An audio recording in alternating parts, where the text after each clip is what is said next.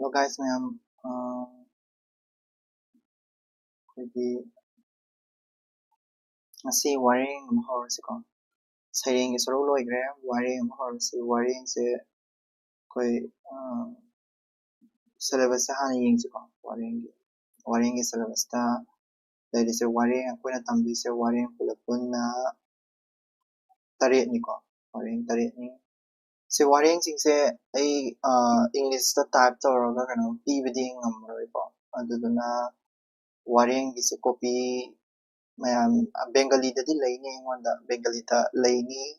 ꯕꯦꯡꯒꯂꯤꯒꯤ ꯄꯥꯝ ꯇꯥꯔꯒꯗꯤ ꯑꯗꯨꯝ ꯍꯥꯏꯕꯤꯔꯛꯑꯣ. ꯃꯩꯇꯩ ꯃꯌꯦꯛꯀꯤꯗꯤ ꯑꯩ ꯂꯩꯔꯔꯣꯏꯕꯀꯣ. ꯑꯗꯨꯅ ꯃꯩꯇꯩ ꯃꯌꯦꯛꯀꯤꯁꯦ ꯏꯃꯥꯟꯅꯕ ꯂꯩꯕ ꯌꯥꯎꯅꯔꯒꯗꯤ ꯑꯗꯨꯝ ꯂꯧꯅꯔꯣ. ꯑꯗꯨꯗꯨꯒ ꯄꯥꯕꯤꯔꯣ. ꯑꯗꯨꯒ ꯑꯩꯅꯗꯤ ꯇꯥꯏꯞ ꯇꯧꯕꯗꯤ ꯉꯝꯃꯔꯣꯏꯕ. ꯏꯪꯂꯤꯁꯇ ꯇꯥꯏꯞ ꯇꯧꯕꯗ ꯑꯩꯉꯣꯟꯗ ꯃꯇꯝ ꯌꯥꯝ ꯆꯪꯉꯅꯤ. ꯑꯗꯨꯒ ꯀꯩꯅꯣꯗꯁꯨ ꯑꯩꯅ ꯇꯥꯏꯞ ꯇꯧꯕ ꯃꯇꯝꯗꯁꯨ ꯏꯐꯤꯁꯤꯌꯦꯟꯁꯨ ꯌꯥꯝ ꯑꯣꯏꯔꯔꯣꯏꯕꯀꯣ. ꯑꯗꯨꯗꯨꯅ ꯑꯩ ꯄꯥꯗꯤ ꯄꯥꯔꯛꯀꯦ. ꯄꯥꯔꯒ ꯑꯩ ꯑꯦꯛꯁꯄ꯭ꯂꯦꯟ ꯇꯧꯔꯛꯀꯦ ꯄꯦꯔꯥꯒ꯭ꯔꯥꯐꯀꯤ ꯑꯣꯏꯅ. ꯕꯠ ꯑꯩ ꯀꯩꯅꯣ ꯇꯧꯕꯗꯤ ꯇꯥꯏꯞ ꯇꯧꯕꯗꯤ ꯑꯩ ꯉꯝꯃꯔꯣꯏ. ꯇꯥꯏꯄꯤꯡ ꯁ꯭ꯄꯤꯠꯁꯨ ꯌꯥꯝ ꯇꯞꯄꯦ ꯑꯩꯁꯨ. ꯑꯗꯨꯗꯨꯅ ꯇꯥꯏꯞ ꯇꯧꯕꯁꯨ ꯉꯝꯃꯔꯣꯏ. ꯇꯥꯏꯄꯤꯡ ꯇꯧꯕꯁꯨ ꯌꯥꯝ ꯁꯣꯏꯀꯣ. ꯁꯩꯔꯦꯡꯗꯨꯁꯨ ꯑꯩ ꯌꯥꯝ ꯁꯣꯏꯌꯦꯕꯀꯣ. ꯑꯗꯨꯗꯨꯅ ꯑꯩ ꯑꯗꯨꯝ ꯄꯥꯗꯤ ꯄꯥꯔꯛꯀꯦ. ꯕꯠ ꯇꯧꯕꯇꯕꯨ ꯇꯥꯏꯞꯇꯤ ꯇꯧꯖꯔꯛꯑꯒꯨꯝꯒꯦ. ꯑꯗꯨꯒ ꯋꯥꯔꯦꯡꯁꯦ ꯀꯣꯏꯁꯟ ꯌꯥꯝ ꯍꯪꯉꯤꯀꯣ. ꯁꯩꯔꯦꯡꯗꯒꯤꯗꯤ ꯋꯥꯔꯦꯡꯅꯕꯨ ꯍꯦꯟꯅ ꯍꯥꯏꯗꯤ ꯄ꯭ꯔꯗꯛꯇꯤꯞ ꯑꯣꯏꯕꯗꯣ. ꯀꯣꯏꯁꯟꯕꯨꯗꯤ ꯑꯗꯨꯝ ꯆꯞ ꯃꯥꯟꯅꯩ. ꯁꯩꯔꯦꯡ ꯄꯨꯂꯞ ꯄꯨꯟꯅ 35ꯃꯨꯛ ꯑꯣꯏꯕ ꯇꯧꯒꯅꯤ. ꯑꯗꯣ ꯋꯥꯔꯦꯡꯗꯗꯤ ꯋꯥꯔꯦꯡꯁꯦ 8 ꯈꯛꯇꯅꯤ. ꯋꯥꯔꯦꯡ 8ꯁꯤꯗ ꯋꯥꯔꯦꯡ ꯑꯃꯃꯝꯁꯦ ꯑꯗꯨꯝ ꯀꯩ ꯍꯥꯏꯅꯤ ꯋꯥꯔꯦꯡꯗꯒꯤ ꯀꯣꯏꯁꯟ 3 ꯅꯠꯇ꯭ꯔꯒ 2ꯗꯤ ꯑꯗꯨꯝ ꯂꯥꯛꯑꯦꯕ. ꯑꯗꯣ ꯋꯥꯔꯦꯡ 8ꯁꯦ ꯄꯥꯔꯀꯥꯟꯗ ꯀꯣꯏꯁꯟ 3 ꯅꯠꯇ꯭ꯔꯒ 4ꯗꯤ ꯑꯗꯨꯝ ꯈꯨꯝꯕ ꯌꯥꯗꯣꯏꯅꯦꯕ. ꯀꯣꯏꯁꯟ 3 ꯅꯠꯇ꯭ꯔꯒ 2ꯗꯤ. ꯑꯗꯣ ꯁꯩꯔꯦꯡꯗꯨꯁꯨ ꯆꯞ ꯃꯥꯟꯅꯅ ꯁꯩꯔꯦꯡ 15ꯗꯣ ꯄꯥꯔꯒ ꯁꯩꯔꯦꯡ 3 ꯅꯠꯇ꯭ꯔꯒ 2ꯗꯤ ꯑꯗꯨم ꯍꯪꯉꯛꯀꯅꯤꯕ. ꯑꯗꯣ 3 ꯅꯠꯇ꯭ꯔꯒ 2 ꯍꯪꯉꯛꯄ ꯍꯥꯏꯁꯤꯁꯨ ꯑꯩꯈꯣꯏꯅ ꯀꯣꯏꯁꯟ ꯑꯃꯈꯛꯇꯪ ꯍꯥꯏꯗꯤ ꯑꯌꯥꯝꯕ ꯃꯇꯝꯗ ꯁꯩꯔꯦꯡ ꯑꯃꯁꯨꯡ ꯋꯥꯔꯦꯡꯗ ꯍꯪꯉꯛꯏꯁꯦ ꯀꯣꯏꯁꯟꯗꯣ ꯎꯔꯒꯗꯤ ꯑꯗꯨꯝ ꯈꯪꯉꯝꯃꯅꯤꯀꯣ. ꯍꯥꯏꯗꯤ ꯑꯩ ꯁꯤꯗꯩꯗ ꯍꯥꯏꯖꯔꯛꯀꯦꯕꯀꯣ ꯏꯔꯒ. ꯀꯣꯏꯁꯟꯁꯦ ꯑꯃꯅ ꯑꯩꯈꯣꯏ ꯁꯨꯝ 10 ꯃꯥꯔꯛ ꯄꯤꯕꯗꯤ ꯀꯝꯄꯜꯁꯔꯤ ꯀꯣꯏꯁꯟꯅꯦꯕ. 10 ꯃꯥꯔꯛ ꯄꯤꯕꯗꯤ ꯀꯝꯄꯜꯁꯔꯤ ꯀꯣꯏꯁꯟꯅꯦꯕ. ꯑꯗꯣ 10 ꯃꯥꯔꯛ ꯄꯤꯕ ꯀꯝꯄꯜꯁꯔꯤ ꯑꯣꯏꯕ ꯀꯣꯏꯁꯟꯁꯦ ꯁꯨꯝ ꯌꯦꯡꯕ ꯃꯇꯝꯗ ꯋꯥꯔꯦꯡ ꯑꯃꯁꯨꯡ ꯁꯩꯔꯦꯡꯗ ꯆꯍꯤ ꯈꯨꯗꯤꯡꯒꯤ ꯍꯪꯉꯛꯏꯁꯦ. ꯃꯃꯥꯡ 2025ꯇꯒ ꯍꯪꯉꯤꯁꯦ 10 ꯃꯥꯔꯛ ꯄꯤꯕ ꯀꯣꯏꯁꯟ ꯑꯃ ꯀꯣ ꯑꯗꯨꯒ 15 ꯃꯥꯔꯛ ꯄꯤꯕ ꯀꯣꯏꯁꯟ ꯑꯃ ꯑꯗꯨꯃꯥꯏꯅ. ꯅꯠꯇ꯭ꯔꯒ 10 ꯃꯥꯔꯛ ꯄꯤꯕ ꯀꯣꯏꯁꯟ ꯑꯃ ꯑꯗꯨꯒ 20 ꯃꯥꯔꯛ ꯄꯤꯕ ꯀꯣꯏꯁꯟ ꯑꯃ ꯑꯗꯨꯃꯥꯏꯅ. ꯍꯥꯏꯗꯤ ꯀꯝꯄꯜꯁꯔꯤꯗ ꯑꯃ ꯌꯥꯎꯔꯅꯤ. ꯑꯗꯨꯗꯨꯒ ꯀꯩꯅꯣꯗ ꯑꯃ ꯌꯥꯎꯔꯅꯤꯕꯀꯣ. ꯍꯥꯏꯗꯤ ꯀꯝꯄꯜꯁꯔꯤ ꯅꯠꯇꯕ ꯑꯩꯈꯣꯏꯅ ꯆꯨꯁ ꯇꯧꯕ ꯌꯥꯕ. ꯍꯥꯏꯗꯤ ꯑꯩꯈꯣꯏꯗ 15 ꯃꯥꯔꯛ ꯄꯤꯕꯅꯦ 20 ꯃꯥꯔꯛ ꯄꯤꯕꯅꯦ. ꯁꯤꯁꯤꯗꯤ ꯆꯨꯁ ꯇꯧꯕ ꯌꯥꯕ ꯀꯣꯏꯁꯟꯗ ꯌꯥꯎꯗꯥꯏꯅꯦꯀꯣ. ꯍꯥꯏꯗꯤ ꯆꯨꯁ ꯇꯧꯕ ꯌꯥꯕ ꯀꯣꯏꯁꯟꯗ ꯌꯥꯎꯏꯗꯅ. ꯑꯗꯨꯒ 10 ꯃꯥꯔꯛ ꯄꯤꯕ ꯀꯣꯏꯁꯟ ꯑꯃꯗꯤ ꯁꯨꯡꯁꯣꯏ ꯀꯝꯄꯜꯁꯔꯤ ꯌꯥꯎꯔꯛꯑꯅꯤꯕ 10 ꯃꯥꯔꯛ ꯄꯤꯕꯁꯦ. ꯋꯥꯔꯦꯡ ꯅꯠꯇ꯭ꯔꯒ ꯁꯩꯔꯦꯡꯒꯤ ꯀꯣ. ꯑꯗꯨꯗꯨꯅ ꯋꯥꯔꯦꯡ ꯅꯠꯇ꯭ꯔꯒ ꯁꯩꯔꯦꯡꯁꯦ ꯄꯥꯕ ꯃꯇꯝꯗ ꯑꯩꯈꯣꯏꯅ ꯀꯩ ꯍꯥꯏꯅꯤ ꯈꯔ ꯂꯨꯕ ꯈꯜꯂꯒ ꯑꯗꯨꯝ ꯄꯥꯕꯤꯕꯀꯣ. ꯑꯗꯨꯒ ꯀꯝꯄꯜꯁꯔꯤ ꯈꯨꯝꯕ ꯀꯣꯏꯁꯟ ꯌꯥꯎꯔꯕꯅꯤꯅ ꯑꯦꯠꯂꯤꯁ ꯌꯥꯝꯗ꯭ꯔꯕꯗ ꯑꯩꯈꯣꯏꯒꯤ ꯀꯩ ꯍꯥꯏꯅꯤ ꯁꯩꯔꯦꯡ ꯋꯥꯔꯦꯡꯁꯤꯡꯁꯦ ꯀꯝꯄ꯭ꯂꯤꯠꯇꯤ ꯄꯥꯕꯤꯕꯀꯣ. ꯍꯥꯏꯗꯤ ꯍꯌꯦꯡ ꯀꯝꯄꯜꯁꯔꯤ ꯑꯣꯏꯅ ꯍꯪꯉꯛꯄ ꯃꯇꯝꯗ ꯈꯨꯝꯕ ꯉꯝꯅꯕ. ꯇꯧꯕꯇꯕꯨ ꯏꯐꯣꯔꯠ ꯊꯥꯗꯕꯗ ꯍꯥꯏꯇꯥꯔꯦꯀꯣ. ꯏꯐꯣꯔꯠ ꯊꯥꯗꯕꯗ ꯊꯥꯗꯔꯤꯕ ꯏꯐꯣꯔꯠꯇꯨꯒ ꯐꯪꯉꯛꯀꯗꯧꯔꯤꯕ ꯃꯥꯔꯛꯇꯨꯒ ꯌꯦꯡꯅꯕ ꯃꯇꯝꯗ ꯑꯩꯈꯣꯏꯒꯤ ꯏꯐꯤꯁꯤꯌꯦꯟꯁꯤ ꯍꯥꯏꯕ ꯑꯃꯁꯨ ꯂꯩꯗꯅꯀꯣ. ꯑꯗꯨꯗꯨꯒꯤ ꯋꯥꯔꯤꯅꯤꯀꯣ ꯑꯩꯅ ꯍꯥꯏꯁꯦ. ꯏꯐꯤꯁꯤꯌꯦꯟꯁꯤꯗꯣ ꯂꯩꯇ ꯇꯥꯔꯒꯗꯤ ꯄꯥꯔꯨꯕꯩ ꯀꯥꯟꯅꯗꯦꯗꯅ.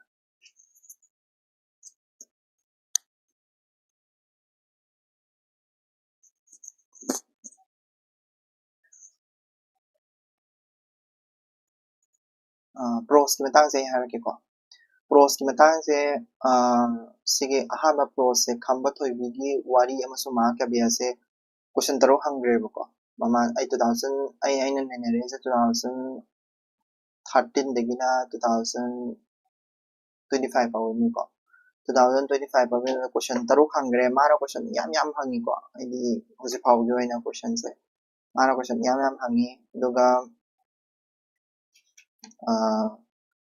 2025ꯇꯁꯨ ꯀꯣꯏꯁꯟ ꯑꯃ ꯂꯥꯛꯏꯀꯣ ꯁꯤꯗꯒꯤ. ꯍꯥꯏꯗꯤ ꯍꯟꯗꯛꯀꯤ ꯆꯍꯤꯗꯨꯗ. ꯑꯗꯣ ꯆꯍꯤ ꯍꯟꯖꯟꯕ꯭ꯔꯥ ꯍꯥꯏꯔꯒꯗꯤ 2025ꯗ ꯍꯪꯈ꯭ꯔꯦꯅ ꯍꯟꯖꯜꯂꯣꯏ ꯍꯥꯏꯕꯗꯤ ꯉꯝꯗꯦꯀꯣ. 2024ꯗꯁꯨ ꯍꯪꯉꯦꯕ ꯁꯤꯒꯤ ꯆꯞ ꯃꯥꯟꯅꯕ ꯋꯥꯔꯦꯡꯁꯤꯗꯒꯤ ꯀꯣꯏꯁꯟ ꯀꯣ. ꯑꯗꯨꯗꯨꯅ ꯍꯟꯖꯟꯕꯗꯤ ꯑꯗꯨꯝ ꯍꯟꯖꯜꯂꯛꯄꯁꯨ ꯌꯥꯏꯀꯣ. ꯑꯗꯨꯗꯨꯅ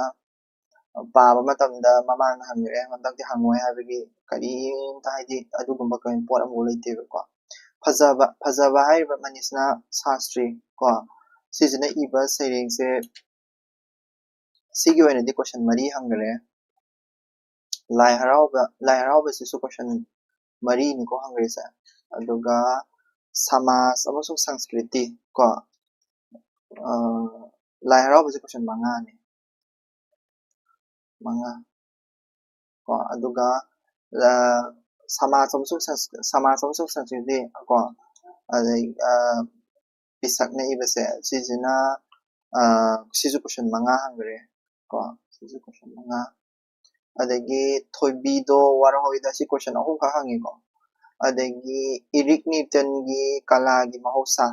ko irik newton gi kala gi mahausa jina question sisu ahum ka hangi ko aduga question sisu ahum ka hangi lan sisu question ahum ka hangi ko main tawe aduga mamang saida hangba question hai tare 2025 ta hangba je 2025 ta sidagi question ama hangi ko Khamba Thoibi Seireng dagi question ama hangi 2025 ta and 2000 atopa amana kano dagi lae kano samaj amsung sanskriti dagi ko sidagi lae 2025 ta question ama lae ko maina aduga yo aina hanjan bahai je 2024 da su 2024 da su sidagi question ama lae 2024 da su ko sidagi 2024 da su question ama lae 24 da ko adu 20 mark bi question ni ko adu sida 2025 ta sida question lae je sigi question se 15 bi mark 15 mark bi question ni ko aduga sigi samaj amsung sanskriti gi question jina 10 mark bi question ade ni ko sakki je haidi sijina 10 mark bi question ade ni ko compulsory ama disutro soidana dum yaw doi ni ko aduga compulsory na taba choose tagi hangba yaba question 15 mark bi ama yaw doi ni ko so karigino compulsory version 10 mark bi se 15 mark bi se na karigino ai gi hamba video da ning biro ko khangda yaorabasu ahan ai gi hamba khwai hamba video da dum ai explain taw bara 10 mark bi sing se compulsory ni khumda su ya mi ya da hanga ko hanga aga di 15 mark bi bi koina tang lai thok lai sin tawraga masi je mede khangba point yam yaude khote ka main tawba matam da dum lai thok sin tawba ya ko sanga ta 2024 da si question ama hangi 2024 da sigi Khamba Thoibi wari amasung Mahakabya sigi question ama hangi 20 mark pi daga ko 20 mark pi daga hangi sisu id kano da option in id kano gida aduga kano dagi lai harau base sigi lai harau sigi 2024 da kano hangre 10 mark bi question ama hangre ko question ani ni di dum lai ko 2024 da aduga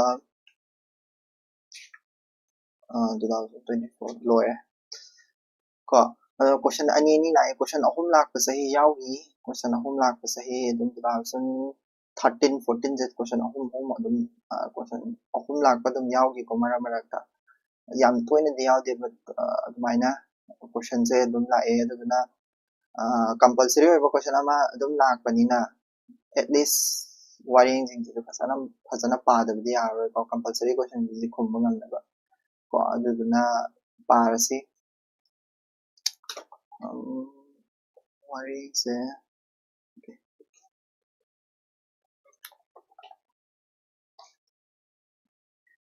Khamba Thoibi wari amasung Mahakabya ko Khamba Thoibi gi wari amasung Mahakabya koigi is a kano angang halna iba Khamba Thoibi Seireng ko koi mayam puna si Khamba Thoibi Seireng sisu akoi adum kano tawbada yawrabani haidi koi syllabus da su yawini ko koi syllabus da yawrise adugi wari jing su paramani na khalli khara Manipuri optional lawba mi singi si adugi optional gi part to paramani na khalli syllabus to bawdi paramani na khalli ba jamanga singana iba Khamba Thoibi Seireng gi sunset ba ko lailang ba samukhungi bichar ahum je si ahum si syllabus ya yawani ko Khamba Thoibi warisida Khamba Thoibi warisida san chenba khambana san chenbagi matang ko lay langba lay katpai matang ko adagi samu khonggi bichar ko samu khonggi bichar haise khambase marazu laitana akoigi kainoda akoigi samu khongda yetlaga soro soro singbagi ko adugi wari ahumse yawbaneba ko syllabus ta sidagi question jo dum chai khuding dum hangini ko jamanga akoigi epic ki sarukta epic neinabagi sarukta ko adusu kay haini syllabus yawi adusu pabiyo aduga kay haini adudasu paradoini aduga sigi kanodasu Khamba Thoibi wari amasung Mahakabya sidasu fadana nainayeba ko kanana nainaba sidana Khwairakpam Chaoba Singhana sagi Khamba Thoibi Seireng gi wari se fadana nainayeba ko do nainari se mana kari ga haidi chauraqpa ma ina hairabadu ko nainari se kari no harakanda SL lyric hizam anga Singhana evil lyric to natteba ko mana nainari se Khamba Thoibi gi wari duneba nainari se kanagumba kharanadi Khamba Thoibi Seireng haina Khamba Thoibi Seireng haisina hizam anga hana iba ko epic tuneba ko sigi epic se karai de khumjalaga harakanda digi akoigi Asoiba mayam ko pena saisakba mayam adegi kulang saisakpa mayam adegi atotopa hiram kya gi lyric mayam iramna natraga tarakpa wari akoigi ko adegi akoigi folk story da yaorabasu mayam adu mayam khomjalaga kanana hizam angang singalna Khamba Thoibi Seireng sagatkhibane ko ado sigi ngasi akoina nainadoiba wareng sidi kaino Khamba Thoibi gi wari amasung Mahakabya Khamba Thoibi gi wari asijin nainadoine ko Khamba Thoibi gi wari joina nainadoine kari wari asengbadidi karino koina chinna hairaga folk ki story oina or epic story folk epic oina ko kay haini lakpa ka Asoiba singna saithaba ko koigi kay haini kanoda Khamba Thoibi gi Seireng ngasagi hizamanga ibadudagi lauthorsu yabadi yai batawadabu kabi chawbana yam sengna saithayeba sidaisida haidi pena saisakpa mi singna hairaga saithayeba doitaragadi hizamanga iba lyric tudagi explanation torokpa nateba maisi just hizamanga gido potuna tungwana mathamraga haibadi anise matamsu manadedana hizamanga na kona laini dana Khwairakpam Chaoba mamang ni dana ko aduduna haidi contemporary haifet oinaraga taraga su amana amagi kanose haidi Khamba Thoibi Seireng se kay haini sidagi silakpa nateba man kabi chaoba su haidi pena saisakpa mayam dagi taruraka madudo explain torokpaneba ko sida ko aduni ko aduduna sayetna gano haidi Khamba Thoibi Seireng se hap kanoba ko just pena saisakpa mayam jingdugi oina hapoba khangba adudagi direct kabi chaoba lora ineba aduga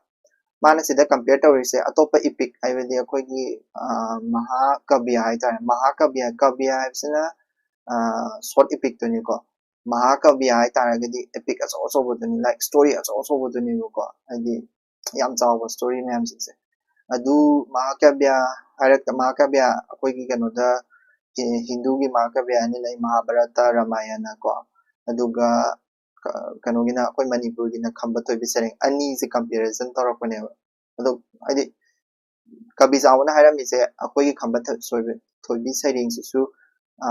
ngasagi Ramayana Mahabharata gi level duda lai sini ko ma haini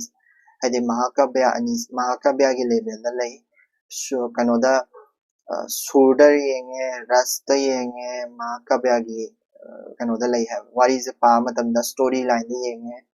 Mahakabya gi level da loi animak ko adagi comparison masang tarokini ko adugi comparison mayam duni chedai matang share nine loi lakise haidi Mahakabya amada yawgadaba ras haitare ras haise kaino ras haidi flavor ko flavor haidi story duna uningiba haidi either nokpagi oire ko adagi kappagi oire adagi sauningba oire adagi wakhal haidi ma pa nuksibagi oirasu ko adagi kay haini ma pa haidi adugumba ꯍꯥꯏꯗꯤ flavour ꯃꯌꯥꯝꯗꯣ ꯑꯗꯨꯒꯨꯝꯕ flavour ꯃꯌꯥꯝꯗꯣ ꯋꯥꯔꯤ ꯈꯨꯗꯤꯡꯃꯛꯇꯗꯤ ꯂꯣꯏꯅ ꯌꯥꯎꯗꯦꯗꯅ ꯈꯨꯗꯝ ꯑꯣꯏꯅ ꯍꯥꯏꯔꯁꯦ ꯋꯥꯔꯤ ꯑꯇꯣꯞꯄ ꯑꯃ ꯂꯧꯈꯠꯂꯣꯕ ꯍꯥꯏꯗꯤ ꯁꯟꯗ꯭ꯔꯦꯝꯕꯤ ꯆꯩꯁ꯭ꯔꯥꯕꯨ ꯍꯥꯏꯔꯣ ꯍꯅꯨꯕ ꯍꯅꯨꯕꯤ ꯄꯥꯟ ꯊꯥꯕꯒꯤ ꯋꯥꯔꯤꯕꯨ ꯍꯥꯏꯔꯣ ꯑꯗꯨꯗ ꯌꯥꯎꯗꯣꯏꯁꯦ ꯔꯁ ꯑꯃ ꯑꯅꯤ ꯈꯛꯇꯅꯦꯕ ꯑꯗꯣ ꯔꯁ ꯍꯥꯏꯁꯦ ꯍꯧꯖꯤꯛ ꯃꯥꯅ ꯗꯤꯁꯀ꯭ꯔꯥꯏꯕ ꯇꯧꯔꯛꯄꯗ ꯔꯁ 9 10 ꯍꯦꯟꯅ ꯃꯊꯛꯇ ꯑꯗꯨꯝ ꯗꯤꯁꯀ꯭ꯔꯥꯏꯕ ꯇꯧꯔꯛꯀꯅꯦꯕꯀꯣ ꯑꯗꯨꯒꯤ ꯔꯁ ꯄꯨꯝꯅꯃꯛꯁꯦ ꯃꯍꯥꯚꯥꯔꯠꯇ ꯀꯩꯅꯣꯗꯗꯤ ꯌꯥꯎꯋꯦꯕ ꯃꯍꯥꯚꯥꯔꯠꯇ ꯔꯥꯃꯥꯌꯟꯗꯗꯤ ꯌꯥꯎꯋꯦꯕ ꯑꯗꯣ ꯈꯝꯕ ꯊꯣꯏꯕꯤꯗꯁꯨ ꯌꯥꯎꯕ꯭ꯔꯥ ꯍꯥꯏꯅ ꯀꯕꯤ ꯆꯥꯎꯕꯁꯤꯅ ꯊꯤꯔꯀꯥꯟꯗ ꯈꯝꯕ ꯊꯣꯏꯕꯤꯗꯁꯨ ꯌꯥꯎꯏ ꯔꯁ ꯑꯗꯨꯒꯨꯝꯕ ꯐ꯭ꯂꯦꯚꯔ ꯍꯥꯏꯗꯤ ꯃꯃꯥ ꯃꯄꯥ ꯀꯥꯏꯅꯕꯒꯤ ꯃꯇꯥꯡꯗꯁꯨ ꯑꯋꯥꯕꯒꯤ ꯃꯇꯥꯡꯗꯁꯨ ꯑꯗꯒꯤ ꯈꯝꯅꯨꯅ ꯈꯝꯕꯕꯨ ꯀꯩꯅꯣ ꯌꯣꯛꯄꯤꯔꯛꯄ ꯃꯃꯥ ꯃꯄꯥ ꯃꯃꯥ ꯃꯄꯥꯒꯤ ꯁꯛꯂꯣꯟ ꯂꯧꯔꯒ ꯃꯃꯥ ꯃꯄꯥꯅ ꯃꯆꯥ ꯅꯨꯡꯁꯤꯕꯒꯤ ꯁꯛꯂꯣꯟꯗꯨꯁꯨ ꯌꯥꯎꯔꯦ ꯁꯥꯎꯅꯤꯡꯕꯒꯤ ꯃꯇꯥꯡꯁꯨ ꯌꯥꯎꯔꯦ ꯍꯥꯏꯗꯤ ꯅꯤꯡꯊꯧꯅ ꯍꯥꯏꯗꯤ ꯅꯤꯡꯊꯧꯅ ꯑꯥꯏꯗꯔ ꯅꯤꯡꯊꯧꯅ ꯀꯩꯅꯣ ꯋꯥꯔꯛꯄꯒꯤ ꯃꯇꯥꯡ ꯀꯣ ꯑꯗꯩ ꯍꯥꯏꯗꯤ ꯑꯩꯈꯣꯏꯒꯤ ꯈꯝꯕ ꯊꯣꯏꯕꯤ ꯁꯩꯔꯦꯡꯗ ꯅꯤꯡꯊꯧꯅ ꯀꯩꯅꯣ ꯍꯥꯏꯗꯤ ꯁꯥꯎꯅꯤꯡꯕꯒꯤ ꯃꯇꯥꯡꯁꯨ ꯌꯥꯝ ꯌꯥꯎꯋꯤꯗꯅꯀꯣ ꯑꯗꯒꯤ ꯆꯤꯡꯈꯨꯕ ꯅꯤꯡꯊꯧꯅ ꯃꯥꯒꯤ ꯃꯅꯥꯎꯄꯥ ꯆꯤꯡꯈꯨꯕ ꯖꯨꯕ꯭ꯔꯥꯖꯇꯣ ꯀꯩꯅꯣꯗ ꯈꯝꯕꯕꯨ ꯂꯥꯛꯅꯩꯌꯦꯅ ꯁꯥꯎꯔꯒ ꯀꯩꯅꯣ ꯄꯤꯗꯣꯏꯅꯦꯕ ꯗꯟꯗꯤ ꯄꯤꯗꯣꯏꯅꯦꯕꯀꯣ ꯑꯗꯨ ꯁꯥꯎꯕꯒꯤ ꯃꯇꯥꯡꯁꯨ ꯌꯥꯝ ꯌꯥꯎꯔꯦ ꯑꯗꯒꯤ ꯔꯁ ꯄꯨꯝꯅꯃꯛ ꯂꯣꯏ ꯐꯪꯍꯟꯕꯗꯣ ꯍꯥꯏꯗꯤ ꯑꯗꯨꯒꯨꯝꯕ ꯔꯁ ꯄꯨꯝꯅꯃꯛꯇꯨꯁꯨ ꯂꯣꯏꯅ ꯇꯥꯍꯟꯕꯗꯣ ꯀꯣ ꯑꯗꯨ ꯂꯣꯏ ꯄꯥꯔꯛꯈꯤꯒꯦ ꯁ꯭ꯇꯣꯔꯤꯁꯤꯒꯤ ꯃꯅꯨꯡꯁꯤꯗ ꯂꯣꯏ ꯌꯥꯎꯔꯛꯀꯅꯤꯀꯣ ꯑꯗꯨꯗꯣ ꯗꯤꯁꯀ꯭ꯔꯥꯏꯕ ꯂꯣꯏ ꯇꯧꯔꯛꯀꯦꯕꯀꯣ ꯑꯗꯨꯃꯥꯏꯅ ꯀꯝꯄꯦꯔꯤꯖꯟ ꯇꯧꯔꯛꯄꯅꯦꯕꯀꯣ ꯑꯗꯣ ꯔꯁꯁꯦ ꯑꯩ ꯈꯤꯇꯪ ꯑꯦꯛꯁꯄ꯭ꯂꯦꯟ ꯇꯧꯔꯛꯈꯤꯒꯦ ꯁꯤꯒꯤ ꯋꯥꯔꯤꯁꯦ ꯄꯥꯗ꯭ꯔꯤꯉꯩꯗ ꯔꯁ ꯈꯔ ꯑꯩ ꯑꯦꯛꯁꯄ꯭ꯂꯦꯟ ꯇꯧꯔꯛꯈꯤꯒꯦ ꯔꯁ ꯈꯔꯁꯦ ꯍꯥꯟꯅ ꯑꯝꯇꯪ ꯌꯦꯡꯈꯤꯁꯦ ꯑꯗꯨꯗꯨꯒ ꯐꯖꯅ ꯀꯩꯅꯣꯗꯒꯤ ꯀꯩꯅꯣ ꯋꯥꯔꯤꯁꯦ ꯄꯥꯕ ꯍꯧꯔꯛꯀꯦꯀꯣ ꯑꯁꯤꯒꯨꯝꯕ ꯄꯣꯠꯁꯦ ꯃꯆꯥ ꯃꯆꯥꯁꯤꯡꯁꯦ ꯍꯥꯟꯅ ꯀꯩꯅꯣ ꯏꯕ ꯃꯇꯝꯗ ꯑꯩꯈꯣꯏꯅ ꯑꯟꯁꯥꯔ ꯏꯕ ꯃꯇꯝꯗ ꯃꯆꯥ ꯃꯆꯥꯁꯦ ꯍꯥꯞꯅꯕꯀꯣ ꯀꯣ ꯑꯠꯕꯨꯜ रस है अदबुल रस को अदबुल रस है अमा लई को अदबुल रस वो नंबर 1 को अदबुल रस से कोई ना वंडर ने वादे ngakpase angakpagi रस से कोई ना वंडर रस है फ्लेवर दो वंडर कोई बा फ्लेवर है तारे को कोई दा ngakpa फावनबा जे सिसे कोई ना खंबा थोबी सेरिंग दसु अदगे कनो दसु रामायण दसु महाभारत दसु लोइनमक फंगे angakpas खुदम ओइना हायसे कोई कृष्णना यूनिवर्स से मागी मबुक मनुंग दा उहल्लकांदा अर्जुनदा ताकपसे angakpaनेबको दसु angakपदो फाहोलिदनको वंडर को अदगी कोई angakपजिंगी मनुंगदा कोई हाइदि थौना फाबदसु चिंगे और angakपदसु चिंगनबे याय कोई काव को काव कोई काव खंबा थोइबी ना फा हाइदि खंबना फागिबो कावदो अदुदो खंबगी दी हाइदि खंबगी मा पासकना योलकपा काव ओइदोइनेबा अदुसु angakpa मनिको हाइदि सन्नबु कमायना को वंडर्स तो लोइनमो यावबनिको पीस पीस तो लोइनमो लौखलक्तोइने दगी विवाद को विवाद है विवाद रासिना कदोगे हार कांदा कोई रिपल्सन हाइनदबद डिस्गस्टिंग हाइनदब फावदो को हाइदि थोइबीना नोंबान उबदा हाइनदबदो को अदुनी थोइबीना नोंबान उबदा हाइनदबदो अदगी कनोदा हिरंबीबो हिंसाबा उबदा कनोना बिम हाइनदबदो अदगी 3 को भयानक रस भयानक रस इन फियर को फियर बदी मैम यावरे कीबगी खंगबगी मैम यावरे को अदगी 4 सुबदा शांत रस आइसना पीस ट्रांक्विलिटी को पीस हाइदि धर्म को धर्म युधिष्ठिर को धर्म की चांगें धर्म लाइबदा धर्म युधिष्ठिर को अदगी धर्म आरगा कोई खंबा थोइबेददी कोई कई दो धर्म के रोल ओयनिको धर्म चांगें ओहेलिने कई दना okay अदगी 5 ko karun rus na koi gi soro wabado ko soro wabase su dum thoibi kaino gi khamba thoibi gi da thoinu gi awaba ko sorry khamnu gi awaba thoinu ase khamnu gi awaba khamnu se kapset pine su dum hai deni ko mangon mai character su pura soro oi deni ko adagi kunti gi awaba ko dum yaw deni loina ma haseras na no pagi ko haseras asijina happy adi laughter gi no pagi yam yaw idana ko laughter no pagi bim je dum haseras ki dum oyani ko adagi seventh beeras thauna phabagi courage ki ko adagi eight rudra ras anger gi ko anger adagi kainogi nine subada sise fundamental ras mapan lei ko adugi mapan lei bedani ko sise but sidagi atopa kainode haidi atopa rasti si mayam je pullaga olakpa ras oideni ko sigi makhada lei ras oidum fundamental ras mapan lei ana maina dum iramni ko haidi ras ki maramda nina meaning na so adu sijina parental love hai tare ko parental love sida yani ko sigi ras pana mak se khamba to bi Seireng du su phangye na proof torok to ni ko sa na kano kabi kano na torok to sai di kabi aisin Khwairakpam Chaoba ko Seireng manu pa sin torok to se sigi moi mapan se loina mak yawe hai du proof torok to ni ko yenga se ko para age sigi mayam jing se matang cha na hairake matang cha hairappa matamda khangnabani gi ko ine sida itho mathamse parage ko khamba thoibi gi wari amasung mahakabya Khwairakpam Chaoba Singh ai paragraph ahan basana parake adu ga paragraph ahan base amo ai explain tawjarake ko olang thagi numidang wairam gi matamni numina chingya thangkhare chingya khendong langkhare tamya kori chele arapada mingna nuksirba binagi khonjena ru li rau kholi laikai gi sabi sanau dagi hauna hanu hanthi loina tilli kanana binagi nuksirba surda tabada peli kanana bina nuksi sakliba gayak ki sur kholhek sanda tabada nungai kanana khamba thoibi gi wari khaidang tadana harawi kanana madugi mari lainaba prakriti gi drishya gi ningthijaba aheba gayak aduna magi tanglaba kholga amasung Seireng na thaba aduna mitluda nungaibagi ira che sinthari gayak aina sidai hari se kaino ni ko isai sakpa mi duni ko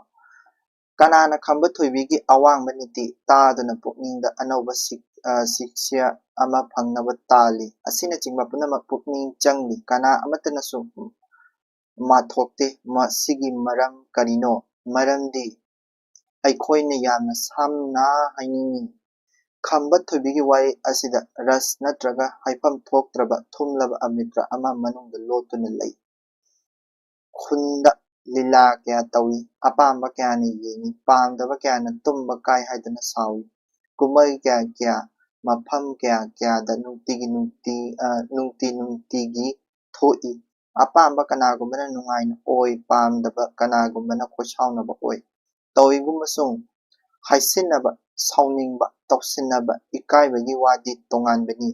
chumna haiba tarabadi punamak thamboigi yamna thuplaba mafamdadi khamba thubigi ras thakningwa ngaktani punamak mana pamba natraga ningba matung ina magi thumlaba ras adu thakpasu phanglaba ngaktani asumna sana leba asida poklaba mi kya na moirangi khamba thoibigi wari tadaba kana yawbagi maitai wahaida kari hainei fajabaga praman tawbada moirang thoibibu mangaire hairabadi fajabagi oiba yaba makai yaure haiba khangnei madi khambani hairabadi kaidaba landaba mini tungda soidana afaba oirakani haina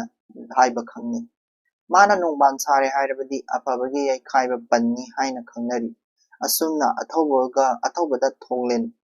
asingbada nongthomba adudagi kabyada chitharabada kapchetpi khamnu phaba wa punamakta ras asi chapmanana yawibani adunasu nayak nayaki nayika maming matung inna tholaba khamba thoibigi wa asina moirangi khamba thoibi haiduna asi yongna maitegi thamoi khudingda lugi tongda changba ngamibani natrabadi khamba thoibigi thodokkumba thodok kya kya pakliba maitai leba ko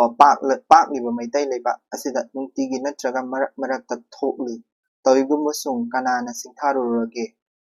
sabi sanau kayagi asumna nungsinabagi ningamdaba natraga hena ningamdaba thodok Manipur sana leba asida toina thokli toigumusung madu punamak adubu mi kayana asumna pukning thingjalluba ngambage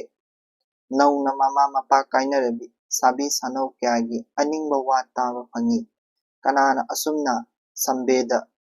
sambedana natraga awabada waminabagi saruk pukningda yawbagi ꯑꯩꯈꯣꯏꯒꯤ ꯃꯣꯏꯔꯥꯡꯒꯤ ꯅꯥꯌꯛ ꯅꯥꯌꯤꯀꯥ ꯑꯅꯤ ꯑꯁꯤꯅ ꯄꯨꯛꯅꯤꯡꯗ ꯇꯤꯜꯂꯤ ꯑꯃꯁꯨꯡ ꯃꯗꯨꯒꯤ ꯃꯊꯛꯇ ꯑꯣꯏꯊꯣꯛꯇꯕ ꯊꯨꯝꯂꯕ ꯑꯃꯤꯇ꯭ꯔꯒꯤ ꯃꯍꯤꯅ ꯄꯨꯝꯅꯃꯛ ꯆꯣꯠꯂꯤ ꯃꯔꯝ ꯑꯗꯨꯅ ꯃꯁꯤꯅ ꯑꯁꯨꯛ ꯌꯥꯝꯅ ꯃꯩꯇꯩ ꯊꯃꯣꯏꯕꯨ ꯄꯦꯜꯍꯟꯕ ꯉꯝꯂꯤꯕꯅꯤ ꯀꯣ ꯁꯤꯗꯩꯁꯤꯗ ꯑꯍꯥꯟꯕ ꯄꯦꯔꯥꯒ꯭ꯔꯥꯐꯇ ꯍꯥꯏꯔꯤꯁꯤꯡꯁꯦ ꯑꯩ ꯄꯣꯏꯟ ꯋꯥꯏꯁ ꯑꯣꯏꯅ ꯍꯥꯏꯔꯛꯀꯦꯀꯣ ꯑꯍꯥꯟꯕ ꯐꯥꯔꯁ ꯄꯦꯔꯥꯒ꯭ꯔꯥꯐꯁꯦꯀꯣ ꯐꯥꯔꯁ ꯄꯦꯔꯥꯗ ꯍꯥꯏꯔꯤꯁꯦ ꯐꯥꯔꯁ ꯄꯦꯔꯥꯁꯦ ꯌꯦꯡꯁꯤꯀꯣ ꯐꯥꯔꯁ ꯄꯦꯔꯥꯗ ꯍꯥꯏꯁꯦ ꯑꯍꯥꯟꯕꯗ ꯅꯨꯃꯤꯗꯥꯡ ꯋꯥꯏꯔꯝꯗ ꯕꯤꯅꯥ ꯈꯣꯟꯖꯦꯜ ꯐꯖꯕ ꯅꯨꯡꯁꯤꯕ ꯁꯨꯔ ꯑꯃꯗ ꯕꯤꯅꯥ ꯈꯣꯟꯖꯦꯜ ꯍꯥꯏꯁꯦ ꯑꯩꯈꯣꯏꯒꯤ ꯀꯩꯅꯣꯗ ꯍꯤꯟꯗꯨ ꯃꯣꯏꯒꯤ ꯀꯩꯅꯣꯒꯤ ꯃꯦꯟꯂꯦꯟ ꯏꯟꯗꯤꯌꯥꯗ ꯁꯛꯅꯕ ꯌꯥꯝ ꯅꯨꯡꯁꯤꯕ ꯚꯥꯏꯂꯤꯟꯗꯧ ꯇꯧꯕ ꯀꯩꯅꯣꯗꯨꯅꯤꯀꯣ ꯑꯗꯨꯒꯤ ꯈꯣꯟꯖꯦꯜꯅ ꯇꯧꯔꯒ ꯑꯩꯈꯣꯏ ꯁꯤꯗ ꯍꯥꯏꯔꯒꯅ ꯑꯩꯈꯣꯏꯒꯤ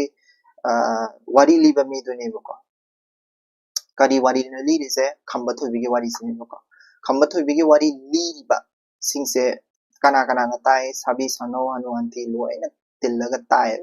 ꯃꯗꯨꯗ ꯇꯥꯔꯤꯁꯤꯡꯁꯦ ꯀꯔꯤꯅꯣ ꯇꯥꯔꯤꯁꯦ ꯈꯝꯕ ꯊꯣꯏꯕꯤ ꯈꯝꯕ ꯊꯣꯏꯕꯤꯒꯤ ꯋꯥꯔꯤꯁꯦ ꯈꯝꯕ ꯊꯣꯏꯕꯤꯒꯤ ꯋꯥꯔꯤꯁꯦ ꯁꯤꯗꯒꯤ ꯇꯥꯔꯤꯁꯦ ꯀꯩꯅꯣ ꯈꯝꯕ ꯊꯣꯏꯕꯤꯒꯤ ꯋꯥꯔꯤꯁꯤꯗꯤ ꯇꯥꯔꯤꯁꯦ ꯀꯩꯅꯣ ꯍꯥꯏꯔꯒꯗꯤ ꯀꯅꯥꯒꯨꯝꯕ ꯈꯔꯅ ꯀꯔꯤ ꯇꯥꯏ ꯁꯨꯔꯗꯣ ꯇꯥꯏꯌꯦꯕ ꯁꯨꯔ ꯍꯥꯏꯗꯤ ꯃꯥꯒꯤ ꯃꯥꯅ ꯏꯁꯩ ꯁꯛꯄꯗꯧꯅ ꯁꯛꯏꯗꯅꯀꯣ ꯑꯩꯈꯣꯏꯒꯤ ꯄꯦꯅꯥ ꯌꯀꯥꯏꯕ ꯃꯤꯅꯒ ꯁꯛꯄꯗꯣ ꯑꯗꯨꯒꯤ ꯁꯨꯔꯗꯨꯗ ꯇꯥꯔꯒ ꯉꯥꯎꯔꯒ ꯂꯩꯌꯦꯕꯀꯣ ꯀꯅꯥꯒꯨꯝꯕ ꯈꯔꯅ ꯁꯟꯗꯗ ꯍꯥꯏꯗꯤ ꯋꯥꯍꯩ ꯈꯣꯟꯗꯥ ꯂꯣꯏꯕꯗ ꯍꯥꯏꯗꯤ ꯈꯣꯟꯗꯥ ꯁꯨꯔꯒ ꯁꯟꯗꯒ ꯑꯃꯨꯛ ꯃꯥꯟꯅꯗꯦꯀꯣ ꯁꯟꯗꯗꯅ ꯑꯃꯨꯛ ꯃꯥꯒꯤ ꯂꯣꯏꯔꯛꯄꯗ ꯐꯖꯕ ꯋꯥꯍꯩ ꯋꯥꯇꯥꯅꯒ ꯇꯧꯏꯕ ꯈꯝꯕꯅ ꯆꯣꯡꯉꯤ ꯀꯣ ꯅꯣꯡꯕꯥꯅ ꯐꯥꯏ ꯈꯝꯕꯅ ꯀꯔꯤ ꯁꯨꯃꯥꯏꯅ ꯋꯥꯔꯤ ꯁꯥꯕꯗꯣ ꯀꯩꯅ ꯆꯣꯡꯉꯤ ꯀꯣ ꯈꯝꯕꯅ ꯅꯠꯇꯦ ꯁꯨꯃꯥꯏꯅ ꯍꯥꯏꯗꯣꯏꯅꯦ ꯌꯥꯝ ꯐꯖꯕ ꯁꯤꯗꯁꯨ ꯀꯣꯠ ꯑꯃ ꯌꯥꯎꯕꯅꯦ ꯈꯝꯕꯅ ꯀꯩ ꯊꯤ ꯀꯣ ꯀꯩꯅ ꯆꯦꯜꯂꯤ ꯀꯣ ꯑꯗꯒꯤ ꯀꯩꯅ ꯅꯣꯡꯕꯥꯟ ꯊꯤ ꯀꯣ ꯅꯣꯡꯕꯥꯟ ꯆꯦꯜꯂꯤ ꯑꯗꯨꯃꯥꯏꯅ ꯁꯟꯗꯅꯦꯕ ꯑꯗꯨꯗꯨꯅꯀꯣ ꯋꯥꯍꯩ ꯈꯨꯊꯥ ꯐꯖꯕꯗꯣ ꯁꯟꯗ ꯑꯗꯨꯒ ꯁꯨꯔꯒꯤ ꯈꯣꯌꯦꯛ ꯔꯁ ꯀꯅꯥꯒꯨꯝꯕꯅ ꯔꯁꯇ ꯑꯃꯨꯛ ꯇꯥꯏꯌꯦꯕꯀꯣ ꯔꯁ ꯐꯖꯕꯗꯣ ꯍꯥꯏꯗꯤ ꯑꯋꯥꯕ ꯅꯨꯡꯉꯥꯏꯕ ꯃꯌꯥꯝ ꯌꯥꯎꯔꯤꯁꯤꯡꯗꯨ ꯇꯥꯏꯌꯦꯕ ꯀꯅꯥꯒꯨꯝꯕꯅ ꯁ꯭ꯇꯣꯔꯤꯗꯨꯗ ꯑꯗꯨꯝ ꯇꯥ ꯂꯩꯌꯦꯕ ꯁ꯭ꯇꯣꯔꯤ ꯍꯥꯏꯗꯤ ꯃꯥꯒꯤ ꯁ꯭ꯇꯣꯔꯤꯗꯨꯗ ꯇꯥ ꯂꯩꯌꯦꯕ ꯀꯣ ꯃꯥꯅ ꯁꯛꯏꯕ ꯑꯗꯣ ꯀꯅꯥꯒꯨꯝꯕꯅ ꯁ꯭ꯇꯣꯔꯤꯗꯨ ꯂꯤꯕ ꯃꯇꯝꯗ ꯑꯩꯈꯣꯏꯒꯤ ꯅꯦꯆꯔ ꯌꯥꯝ ꯁꯩꯊꯥꯏꯗꯅꯀꯣ ꯅꯦꯆꯔꯒꯤ ꯈꯝꯕꯅ ꯑꯗꯨꯒꯤ ꯃꯐꯝꯗꯨꯗ ꯆꯠꯄ ꯐꯖꯕ ꯑꯗꯨ ꯎꯕ ꯈꯣꯠꯄ or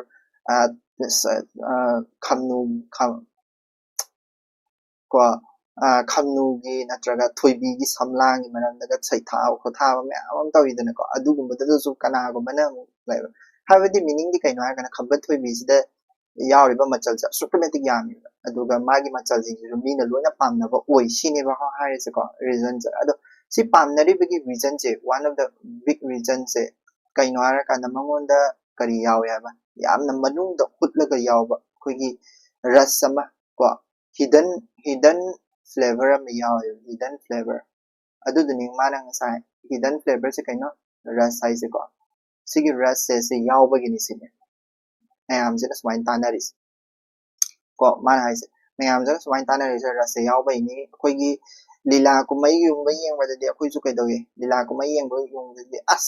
adu lila party do as phaja da ni da hai ko adu khamba thoibi ta ba de as khamba thoibi ge wari ji nuksi bani har na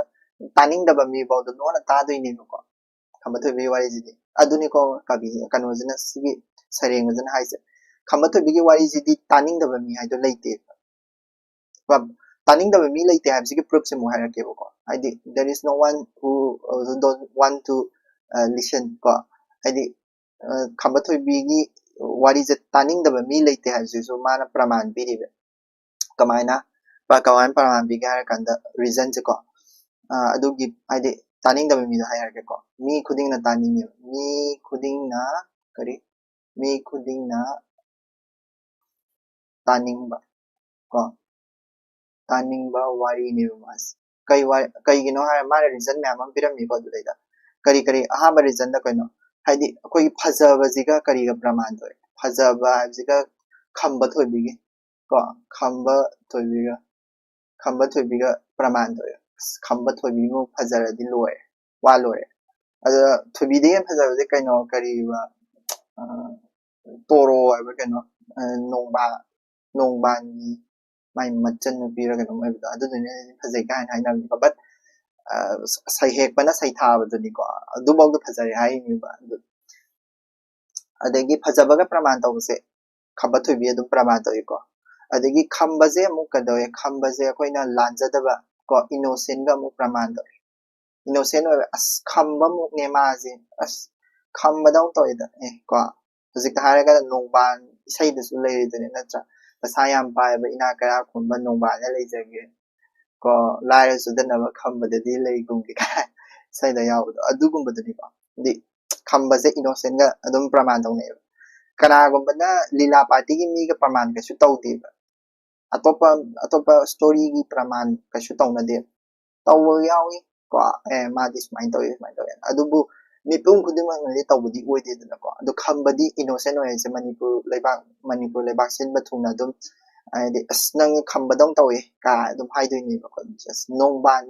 hai ta ra ga di ko na phatta ba ga praman dum taw da ekta yai khai thin ba mi ga praman dum taw na ga ra khun ba mi ga praman dum taw asma le nongban ko mane ka ni ko du du ni ko nongban ji ga praman taw se na kai no ko koi gi destructor mo ina ko sida so hai ni yai khai thin ga na ba mi ngon ko praman taw de gi thonglen sida su thonglen na ma yaw ba ni ko thonglen je se bravery ga praman taw nang je am phai khole adu taw as nang na sa yam phai thonglen gum nang pang nang thongna yam le hai thonglen gum ni hai doi ni kano se ai di chaw ba thonglen hai ko ai di puremba na khamba gi mapa do adu gi mama na ba ni ko thonglen hai se khamba gi mapai mama na ba ni ko adigi 5 ta koi gi nong thomba se mantri ni ko masi se koi kano da yam yaw ba ni koi gi sigi khamba thoibi seireng gi samu khong gi bichar gi saruk ta pa ta ra ga de yam yaw ni ko nong thomba jina ngasai gi kare koi gi khamba je mara leite na proof taw doi ni ko yam singba mi ni ba ma se ko aduna asing ba ga praman taw yam clever oi ji da nang di nong thomba gum ni ka hai doi ni nang yam sing da ra aduga khamnu je ama na kapchet pi khamnu dong taw nang kapchet li do ka hai ba dum thaina ba ni ko de gi kabya da yam sitha ba ni aduga kai ni mama ba ai khamnu na khamba jam section jai da na ko nang je khamnu ngai re jam section jai ai mana pa jing yam kano taw jai ko jai ma pa nu si ba do oi gra ma do oi gra ko adagi machi manau nu si na ba do ga khamba khamnu machi manau gum ni ai da ba sum lai da na du mya ma lai re ko proof hai ba du ni ko ko na adu gu ba mya to mana idi sa adu gu mya am da lai ba ni na mai se mi khuding ma na tani ma wari ni si ni ko hai se yan da ko sigi paragraph se de yar adu na mi atopagi haidi prithivisi leriba awaba wari myam ama lei adugi wari do taning de khamba thoibi wari je taning aga lei khoi atopagi wari awawa wari myam ama lei dana haidi khamba thoibi dige na waba wari myam ama lei adigi kaino digi hena waba wari myam ama lei dana adudi mu taning de khoi taning ise kaino khamba thoibi wari ko khamba thoibi wari di tari ge loi pen basu nai de aduduna ma haning ise su haidi ma haning ise su hujika haiba potune ba haidi kari maram taning ino adu sida lere mi kudima na taning ba wari ni ha adum lere ko aduna haidi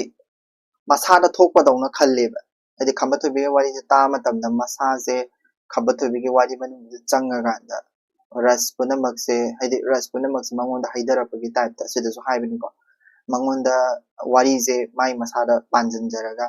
mai masagi flavor je ma khambana wari akoina wai ko adagi kano nongbana kano tawre akoina sawmingni adagi atugumba tawbodo feel tawbodo kai haini akoigi akoida masagi flavor do ai isa da haijalagba chap manaduine awaba du awaba pokpa moina nungaiba du nungaiba pokpa moina harawa du harawa pokpa adugumba rasmam ju ko dune next paragraph torse ko suji paragraph do lore explanation ningsingo ahan ba sansen ngai da unaba khallul chitharabi kapchetpi khamnugi wa Mahabharata lukhra oirabe ninglabi kuntina macha manga yokpagi wa panbagi kana kana thamoi soktaba ngambagi ko Ramayanda macha kainarabi Kausalyagi wa adu thangai sengnama thamoi sokpa ngambagi thamoi soktaba ngambagi Ramayanda macha kainarabi Kausalya wa adu thangai sengnama thamoi sokpa wani Toigumbasu aikoigi moirangi mingnaidabi khamnu kapchetpigi pibamdi karam tawba Mama mapa leitrabi khamnuni khuman noyagi mapa sakpi mama sakpi macheni mapwagi fanaba natana atai khangde ningthaugi majaibema amata pokpi thadoina mata sanasi masum langgini mapa mapu sanasi haina thaujanba matagi maming hangbada taktabana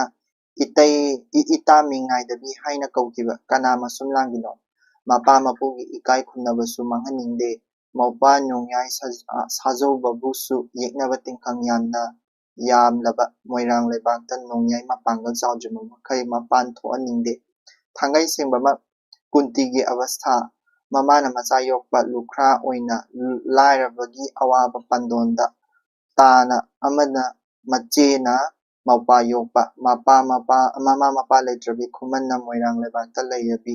kana hanna yengbada udrabi thonglen longthonna bisma drone hena kawkhrabi khamnuni mama mapana leitrabada mache amana mapabu yokpagi tengbanba asina kanagumbi mase amabu thagatke hairabadi khamnudagi kana henba phangani kanana su khamnubu kabyada sithabi kapchetpi chanadabi haibage khangu khamnugi pigi marik khudingna khambagi charitragi athoiba punamak sagatkrabani aikoina khamnubu kapnabada amasung kai phabada phairoijamba na tabangba yanabagidamakta pokpagum ningba lali amudon nongyaibu chainaba yokpa khambagi naha oinigi awaba matau amasung madu uduna kapinaba khamnu sembani aduna matang asida khamnubu chitharamlaga kai phabada matung phairoijambada hek thajabada khamnugi thak loire madu atai nungainaba natraga wanabagi sorok yahanbagi kanaba leitre sida loire ko sida khamnugi story mo lai ko khamnu je sida comparison taw ko second paragraph ta explain torani ko khamnu je kadoe khamnu je kana gi ma je sida comparison taw gaya ka kunti sina kana gi no Mahabharat ki ko aduga Kausalya ko Kausalya sina Mahabharat gi ko Mahabharat ko sina Ramayan ko kunti khamnu se my character se yoksa thaksaba ko khamba bu yoksaba ma pa yawdan yokba ko sakmane ba kunti su magi nupa pandu harise kogi kanogi ningthau asengba ko ado mai kaino wari ba lebani dum tara ga di khangni adu yaidi kunti sina nupi han oidine ba masak phajabi nupi atombi ma lebani mami du kawre kunti gi kunti sina nupi han oidine nupi atombi ma lebani nupi atombi si wasakna bane pandu siga wasakna rakanda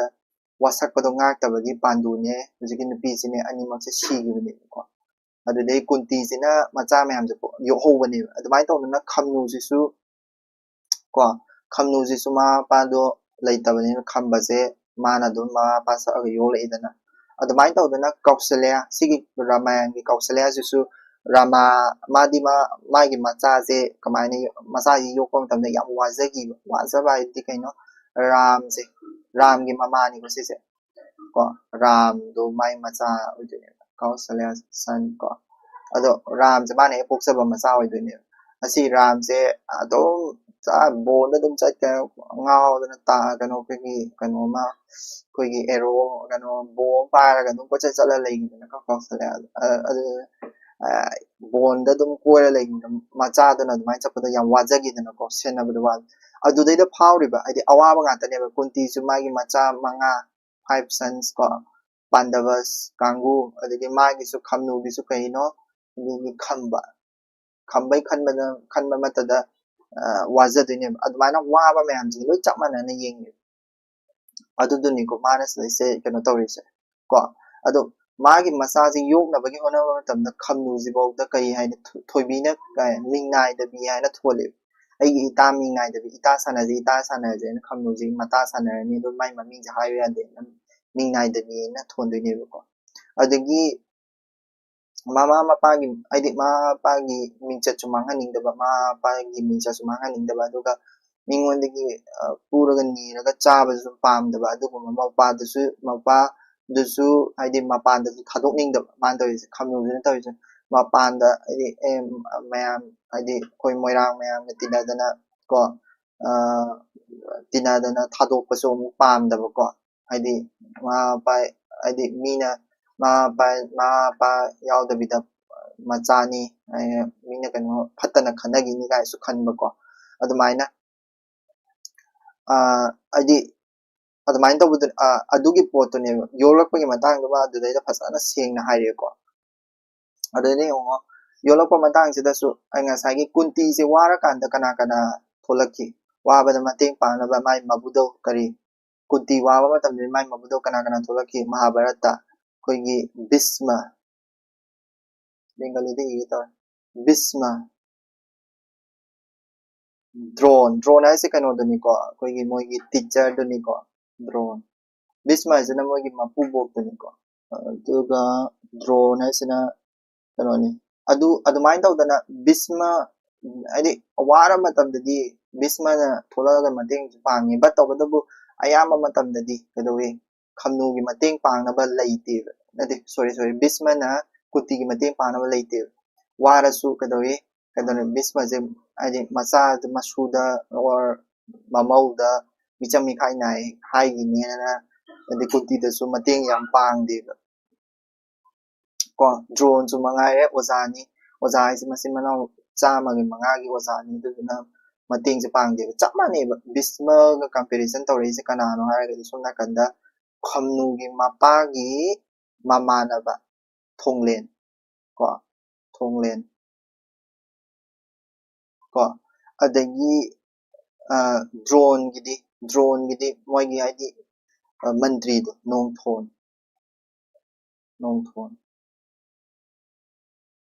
ko nongthon aduga comparison tarakpine adudai dum khangma ngamani ko ningthaugi manai oirubani na nongthon su id ai khambagi mateng pangi na chongthok su ngamde hoi maigi loksing duna mateng pangmadi pangi ko tawadu hek tu chongthoga mateng pangmadu ngamde adagi thonglen du su adi mantri gi mena masan oirubanina kashu ade maran nithaugi maran charubanina khambagi matengdo hekta chongthoga pangbodasu ngamde adubu khamnu se mana asaiba singna khamnu se yamna kapchet pini kanogi ma maje khamba yokpai matang daga ko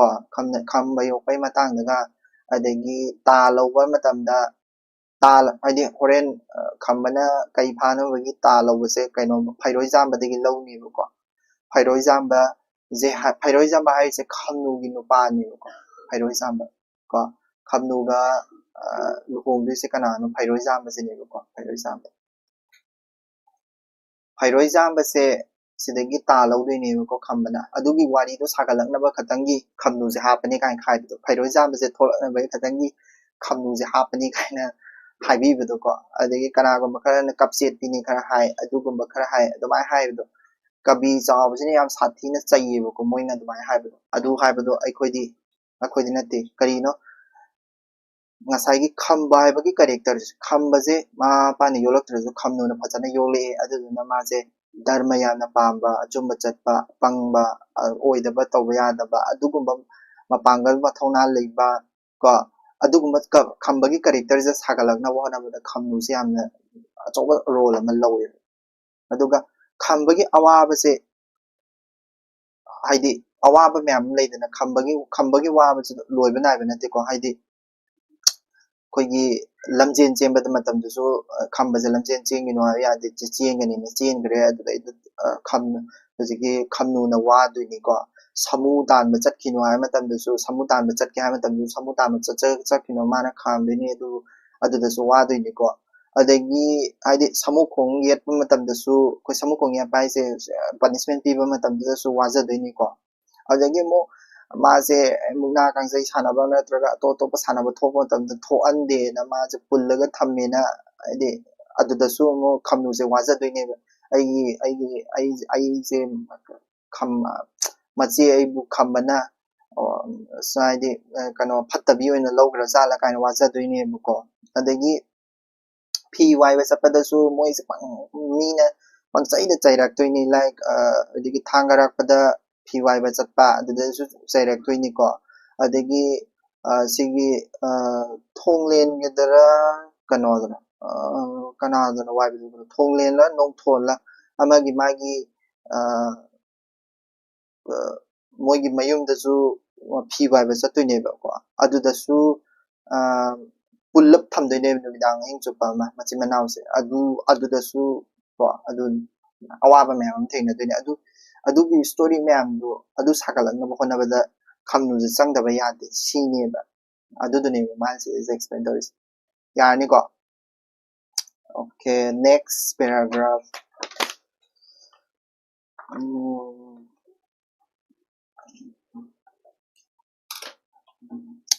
बिना गिट्टीगी अयाम्बा गायक ओजासिंगना थाबदा अखोइगी खुमन मचा साजौना अमुदोन नोंयाय खम्बाबु खरा पंगलपना नायक अमगुम थाय को सिदा खम्बगे मुलाय को मादु हाइबदा यामना लाइना अनुमानदा प्रमाणता इ तविगुम्बा सुं कना गुम्बा गायकति खांग मंगामक्तदुना इफोंग हेक फोंगना मिजावना सिंगबदी मातनी हाइदुना करेना वाहैना हाइबसु यावी अदुदा अखोइना इतिंग तिंगना हाइनिंगबा अमा लई महाभारत हाइरगा खम्बा सि पुक्सेल सेंगबा नोलुपदा धर्म चेनबा हाइरबदी युधिष्ठिरगी गुण चेनबा मितान अदुना मिरोंदा माबु अपंगबा हाइबनी माबु पंगबना yum यामबगुम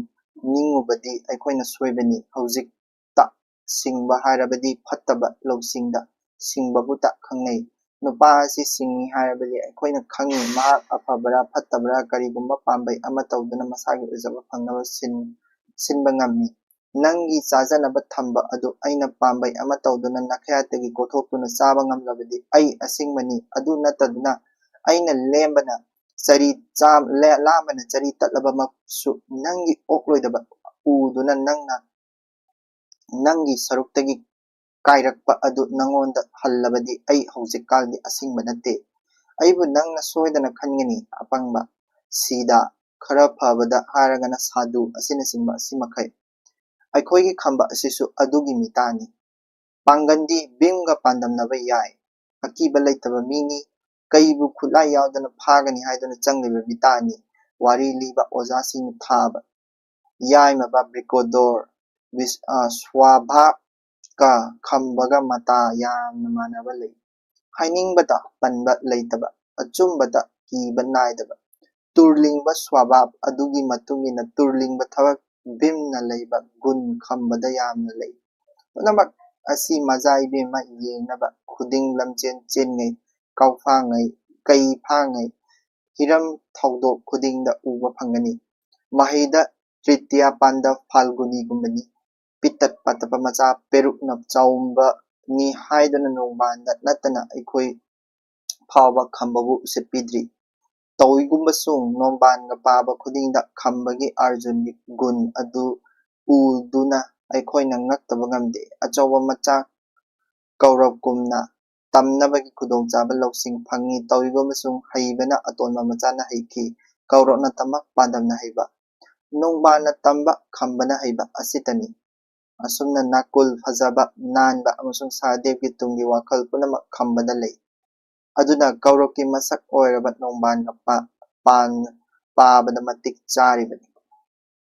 Sisa Khambagi story mo lai ko Khamba se mo ai comparison tawrakeba maje.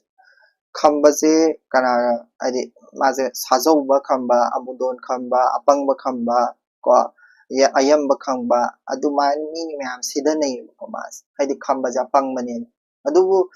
pangba haina sidaruba ko si hoina lan ta doine. Kaino di akoina apangba se kai hai. Nangdi pangin nang chadaba potto mingoda loi bithoi haidoine.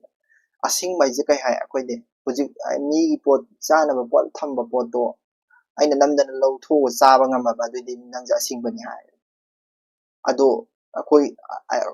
asingbani hariba akoi sibu kya mayam singageba dudi. Ko haidi akoina asingbani na harise fattaba mi dudi ba asingbani na harise smadi kola cha ngamena ko adudine ma haise ko Khamba se akoina apangmani na hainarise akoina lanba tabani akoina lalini sine haino Khamba se kanaga compare tawge har kana sisa Yudhishthir ga compare taweba ko Yudhishthir haido khangde noi bana do yengzaro ko Yudhishthir ga compare tawe ko aidi singbada adagi dharmada ko pukchel sing Yudhishthir da kari kari cheli mabani makta kari kari cheli ko mabani makta kari kari cheli har kanda pukchel singba ko pukchel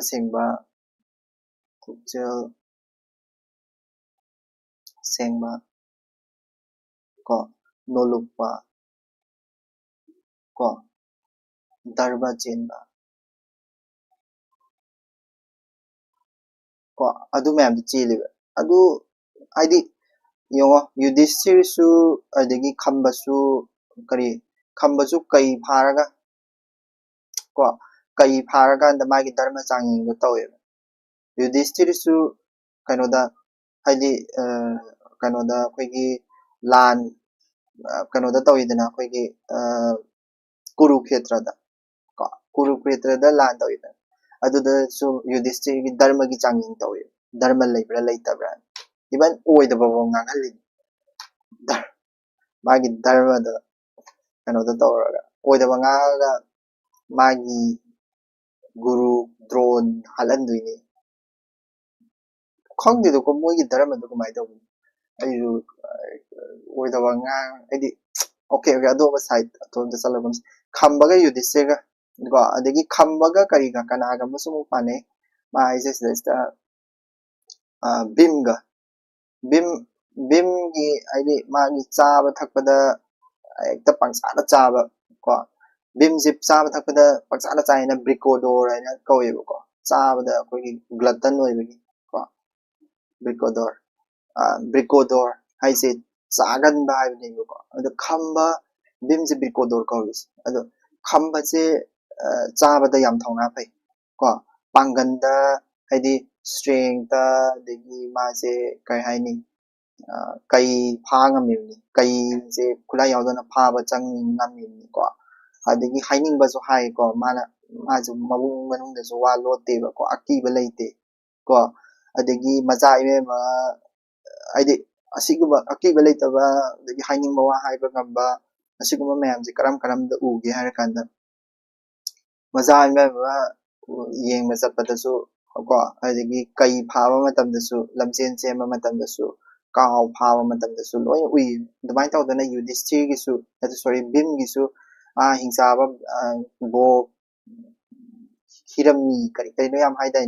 adu mayam jingdo hatpa matamdasu mayam ama thing dana ko adu gumadane adagi khambaga kanoga chu chamdane khambaga loi moi machibana manga loi changdana re ni ko se ba kanoga kogi falguni aise kano arjun duni ko falguni habadi kogi star ama lei uttara falguni ko star ama adu gi makhada poe na ko adu thokpa madam da poe na maje falguni ko ni arjun su ko adu arjun se kai ni har kanda tasimbegi de arjun habise yamna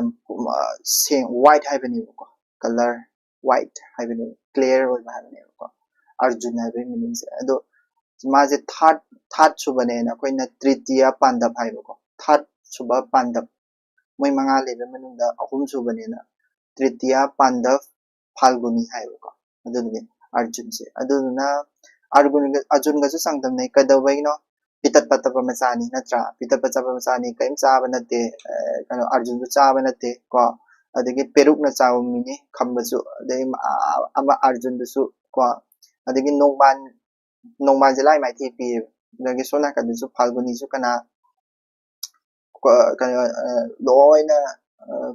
kana arjun na mai thi pi ba ngam da ba leite ko na aton ba ma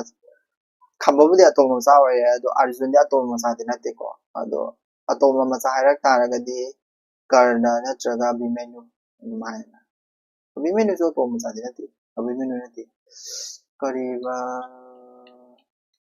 kaura nizam toptra ama mahabharata ki wari da ma dinai bimenu rane karna su so atoma macha ne ka haina dani okay adu ga su compare tawba yamne adu direct sida di khamba ga kana ga falguni ga ko degi nokban ga khamba gi solution gi khamba se kaino ga su comparison tawi ko khamba se kana ga su comparison taw ga har kanda koi gi phajabada nanbada nakul hainare ko nakul haise fourth subada ni ko nakul se phajai ba yang masak yam phajai khamba su phajai da ko phajabada ko adagi kaino da su khamba se kari ga su muk sang da ne har kanda machimana last to nokul sohadeva hai ko sohadeva ko sohadeva sina koi gi kai ni ma se kaino ne koi gi kari kaino yeng ba mi do kari tha kari kara yeng kaino astrologer hai dai astrologer ne sohadeva se ado tungi wakal ubado future ubase tungi wakal ubase khamba su uidana tungi wakal ubado ko story ma'am story da pa ta ne ma'am bu thora ani sida adu ma'am do comparison taw khambas adagi khambas na se gi laigre nongbando na kana ga comparison taw ka kana nongban se na kana ga ko kaurap ka comparison taw ne adu do mathangi peraga kana do ramane mathangi kano do ramai pera do ramai sini ko hojiki do khamba se kana ka pe to ye sigi akoina khamba se pang mane ha do ko isana lanje lalini natra khamba se jodhishthir ga khamba se bhim ga khamba se falguni ga khamba se nokul khamba se swadev ga moi masi bana manga ga khamba ga pulap punna changdam na we ai moi masa mai prince mana manga da phangi bo pot to khamba da loina phangi ko 5 in 1 khamba adagi next paragraph ta mafam asida aikoina nongban ga korok ka pandam nare ko nongban gi mulai ko ina kaira khunba matik magun chawa masak matau phajaba michang sangan ya mana nongban asi thangai se mamang mahabharata ki korok mahakna matam punamak ta khamba gi gun bu kalakki aduna ayamba upai tawduna magi khamba gi gun bu mang na laknakhi aduna mamaida Kurukshetragi masak oiraba Khwairakpam lamyaida anigi dharma yuda tawkhiba okhakpa lan natte dharma yuda Bhisma Dron Guru Nandan Phairoijamba phawa chithaba natte amagi michangda Sri Govinda Sarthi Swayam ibadau thangjing koirelai landaba manaibu kubigadabagi sem saduna leiri moirang thonglen athoba thokpa yadabagi tumina leiba mapukningdana pandabki saruk yariba khambagi michangni asumna nongthon phairoijamba mamangdana thonglen lan hauba yaramlabadi nahana Khwairakpam lan ase tensilamgadabani tawigamachung dharmagi chang yengba mapung pharoi aduna nongthonbagi rajniti haujikalgi wada hairagana policy thonglen athoba punamak namsindaba yadre asumna Khwairakpam lamyaida Khamba nongbangi Mahabharat thoki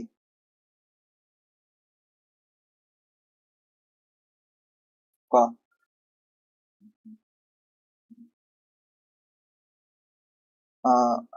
amasung Khwairakpam landi tengol ani tani Khwairakpam lan anate Kurukshetragi landi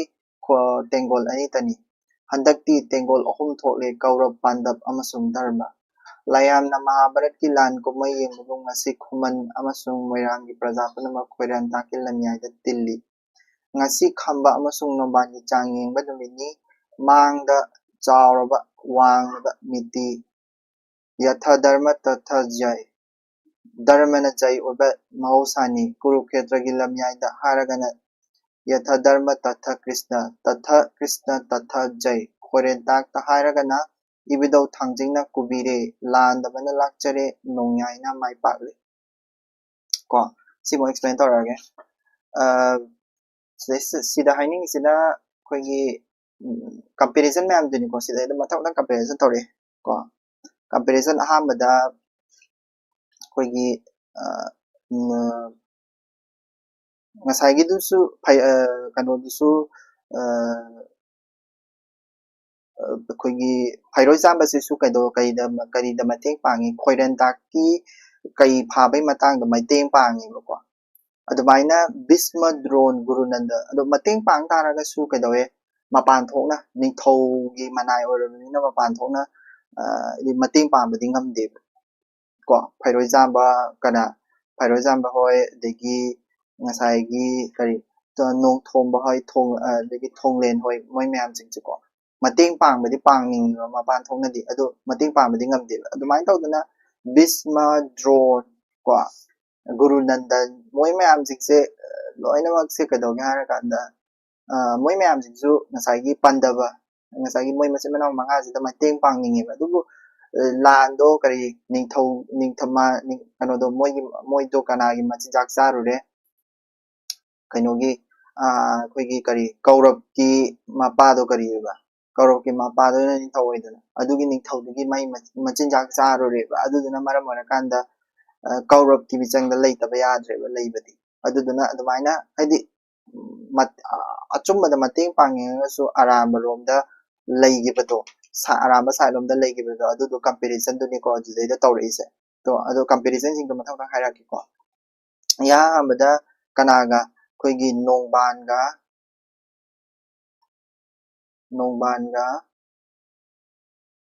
ko nongbanga kanaga compare tawre Kaurab ko Kaurab oidi moi brother ahum leibado manadi brother cham leibado Kaurab ko adagi Kaurab aisida loi sugre kare Duryodhan Dushasan kaino ma'am am leidane mari maming do paaba thokdini adagi nongba leire moine aidi sidaisa comparison tawda mai character je manabase kaino Asoiba mini ningthougi macha masu ngatani tamba loksingdi moi je ma'am tamme haibana kanana hai Arjun hoina haigi kaino hoina loi haigi Bhim hoina loi haigi tambana Kaurab machin manau tamdoini haibana Pandavna haidoi tambana kanona tamdoini haidi nongbana tamdoini haibana Khambana haigidoini ko ina kaira khundoini masak masuju phajadoini kano dusu Duryodhan su ina kaira khundoini masak matawsu phajadoini ko adagi adu leire Phairoijamba haisi ngasai kano duni ko aina haibado nungba kanogi khamnugi nupa oiraktoine ko sise phairoi jamba hoi adagi asai kari thonglen hoi ko thonglen ko adagi nong thomba hoi moi mayam jingse ningthaugi manai masan gumba nga ta oidoine moi jingse sijiga kanaga compare tauge hara kanda ngasai gi bisma ko drone drone ani ire ko sing maming se chumbra lamba kan guru nandan ko si mayam jiga compare taude habadi moisu ningthau side ta kaurop ki side ta loi legi doini phairoi jamba thongle nong thomba su nobad ki side ta loi legi doini aduga nuksibana kana bisma drone guru nandan su kana nuksidoiba pandava nuksidoini phairoi jamba thongle nong thomba su kana nuksidoiba khamba nuksidoini ko adagi adudai da lai ama su thoi koi gi dana moirang lai ibidau thangjing koire lai ko ibidau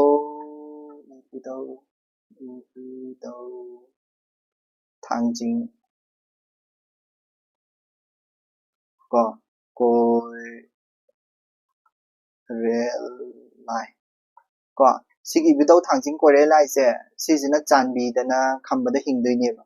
haide khoiren ta ki landa adu chanbi ba haise kana dano ka pandap chanbi ba de kana no krishna sidana govinda hairami ko ai besina govinda ji krishna ni ko govinda krishna jina sarthi oraga arjun ni sarthi arjun je ngak sela kanda mafam khudimaka idi moi masimana manga gi mafam khudimak chatpa khudimak kari krishna je dum loine adumai tawdone ibidau thangjing kore lai jina khamba jiga adum loina raga lum lei ko adumai tawramina kadore lando mai pai amachu kai phabdo mai pai amachu kurukhetra gi lando mai pai adagi lanphamdo haidi khoiren tak ni dana ko lanphamdo khoiren tak tani ba kano phagre do koigi kai phagre do khoiren tak siga kari ga mo comparison tawge hara kan moi gi kari kurukhetra ko adagi kadawe lan macha di kaurap pandap lan achouba lan da tawnaba matamda kanani yengi layam singna mathakti lei suga thadaraktana layam ni yengi dana ko lan tawnaba matamda ado khamba ga nongban ga kai phabagi lan tawnaba matamda kari kanani yengi khoigi khuman moirang prajani yengi dana ko khuman moirang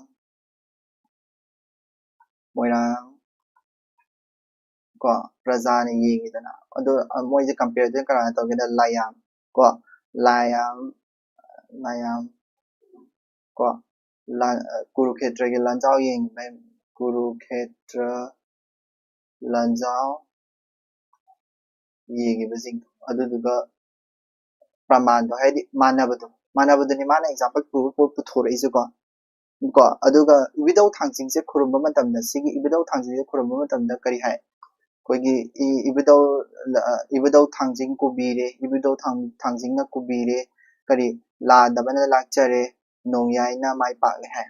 yong ko ibidau jina kadawe ibidau thangjing ibidau thangjing jina kari dawe ibidau thangjing jina kari landaba se ko bi doine landaba habadi landaba ni support taw doine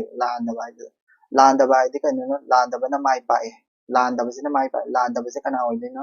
khamba sina mai pa doine success oidine chumra success oidine adumai tawdona chamana na sidasu ko krishna na kana tonge krishna na kana tonge krishna na dharma da tonge dharma laiba mida krishna na tonge dharma laiba mida duga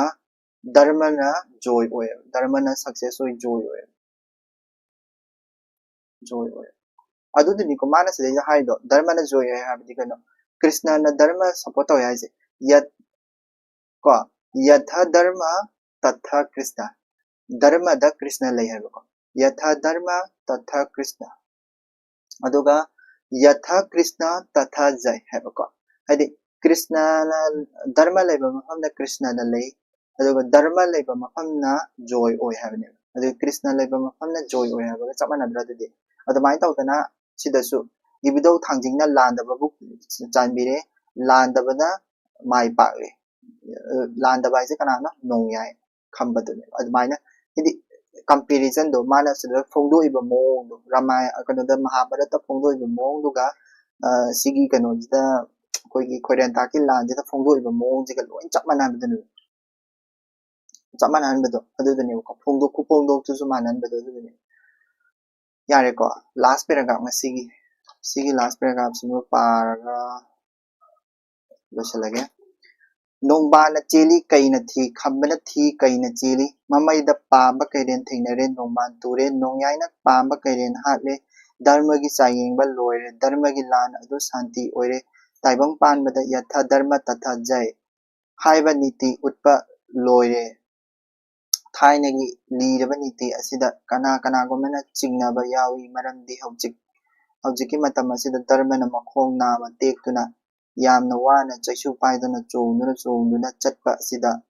ꯆꯤꯡꯅꯕ ꯌꯥꯕ ꯃꯔꯝ ꯑꯆꯧꯕ ꯑꯃ ꯑꯣꯏꯔꯦ ꯑꯩꯈꯣꯏꯅ ꯍꯥꯏꯍꯧꯕꯅ ꯆꯨꯝꯃꯤ ꯙꯔꯃꯅ ꯖꯩ ꯑꯣꯏꯕꯗꯤ ꯃꯃꯩꯗꯅꯤ ꯃꯇꯨꯡ ꯀꯥꯏꯅꯊꯪꯗꯅꯤ ꯑꯋꯥꯕ ꯄꯟ ꯀꯌꯥ ꯂꯥꯟꯕ ꯇꯥꯏ ꯃꯩ ꯆꯥꯛꯂꯕ ꯆꯥꯛꯁꯪꯗꯒꯤ ꯆꯦꯟꯕ ꯇꯥꯏ ꯍꯨ ꯆꯥꯗꯨꯅ ꯄꯇꯥꯜ ꯌꯧꯅ ꯇꯥꯎꯊꯕ ꯇꯥꯏ ꯆꯍꯤ 12 ꯕꯟ ꯆꯠꯇꯨꯅ ꯆꯍꯤ ꯑꯃ ꯂꯣꯠꯄ ꯇꯥꯏ ꯀꯨꯔꯨꯈꯦꯇ꯭ꯔꯒꯤ ꯑꯀꯟꯕ ꯂꯥꯟ ꯊꯦꯡꯅꯕ ꯇꯥꯏ ꯁꯃꯨꯈꯣꯡꯗ ꯌꯦꯠꯄ ꯈꯥꯡꯒꯗꯕꯅꯤ ꯄꯥꯝꯕ ꯀꯩꯔꯦꯟ ꯐꯥꯒꯗꯕꯅꯤ ꯐꯤꯖꯜ ꯋꯥꯏꯕꯗ ꯏꯀꯥꯏꯒꯗꯕꯅꯤ ꯑꯗꯨꯇꯅ ꯃꯃꯩꯗ ꯙꯔꯃꯅ ꯖꯣꯏ ꯑꯣꯏꯔꯛꯄꯅꯤ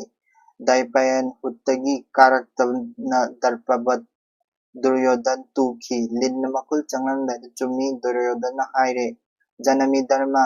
ꯅꯆꯦꯃ ꯄ꯭ꯔꯕꯠꯇꯤ ꯖꯅꯁꯦꯌ ꯙꯔꯃ ꯅꯆꯦꯃ ꯅꯤꯔꯕꯠꯇꯤ ꯈꯣꯏꯔꯦꯟꯇꯥꯛꯀꯤ ꯅꯣꯡꯕꯥꯟ ꯇꯨꯔꯦ ꯑꯩꯅ ꯁꯤꯟꯖꯕꯅ ꯃꯍꯩ ꯏꯇꯥꯎ ꯑꯩꯅ ꯐꯪꯖꯔꯦ ꯑꯁꯨꯝꯅ ꯃꯃꯩ ꯀꯥꯏꯅꯊꯪꯗ ꯙꯔꯃꯅ ꯖꯣꯏ ꯑꯣꯏꯈꯤ ꯇꯥꯏꯕꯪꯄꯥꯟ ꯑꯁꯤꯗꯗꯤ ꯍꯧꯖꯤꯛ ꯀꯂꯤ ꯌꯨꯒ ꯑꯁꯤꯗꯗꯤ ꯙꯔꯃꯒꯤ ꯃꯌꯥꯗ ꯂꯩꯇ꯭ꯔꯦ ꯍꯥꯏꯕꯗꯤ ꯀꯔꯝꯅ ꯍꯥꯏꯒꯅꯤ ꯀꯣ ꯏꯁꯥꯅ ꯙꯔꯃꯒꯤ ꯋꯥꯁꯛ ꯉꯥꯛꯄꯃꯛ ꯉꯝꯗ꯭ꯔꯕꯁꯨ ꯍꯧꯖꯤꯛ ꯐꯥꯎꯕ ꯙꯔꯃꯕꯨ ꯅꯨꯡꯁꯤꯕꯗꯤ ꯂꯩꯔꯤ ꯑꯃꯁꯨꯡ ꯅꯨꯡꯁꯤꯗꯨꯅ ꯑꯩꯈꯣꯏꯒꯤ ꯃꯥꯒꯤ ꯃꯇꯤꯛ ꯑꯣꯛꯄ ꯃꯌꯥꯗ ꯇꯧꯔꯤ ꯑꯃꯁꯨꯡ ꯊꯥꯒꯠꯂꯤ ꯃꯁꯤ ꯃꯍꯥꯚꯥꯔꯠ ꯇꯥꯕ ꯚꯥꯕꯣꯛ ꯑꯃꯁꯨꯡ ꯄꯦꯅꯥꯒꯤ ꯌꯣꯒ ꯈꯤꯕꯤꯛ ꯎꯔꯒ ꯃꯤꯠꯇ ꯄꯤ ꯁꯤꯟꯊꯩ ꯗꯨꯔꯌꯣꯙꯟꯒꯤ ꯑꯋꯥꯕ ꯇꯥꯔꯒ ꯅꯨꯡꯉꯥꯏ ꯀꯗꯥꯏ ꯐꯥꯎꯕ ꯒꯗꯥ ꯄꯔꯕ ꯇꯧꯗꯨꯅ ꯚꯤꯝꯅ ꯈꯔ ꯂꯥꯟꯕ ꯃꯇꯥꯡ ꯗꯨꯔꯌꯣꯙꯟꯅ ꯃꯔꯤꯟ ꯆꯨꯝꯂꯛꯇꯨꯅ ꯃꯁꯥꯅ ꯂꯥꯜꯂꯦ ꯍꯥꯏꯕ ꯌꯥꯖꯔꯕꯇꯗ ꯀꯣ ꯁ꯭ꯔꯣꯇꯥꯁꯤꯡꯅ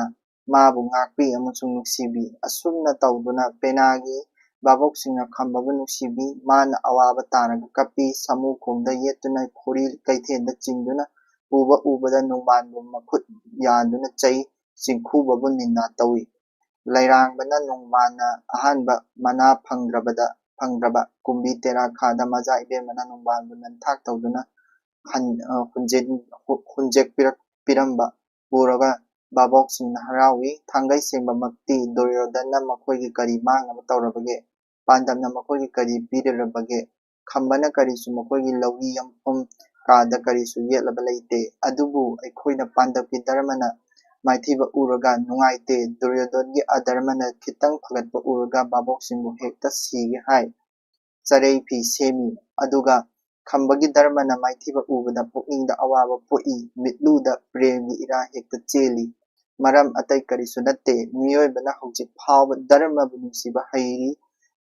ꯑꯇꯩꯃꯛ ꯉꯝꯗ꯭ꯔꯕꯁꯨ ꯑꯙꯔꯃꯕꯨ ꯇꯥꯊꯤꯕ ꯃꯈꯩꯗꯤ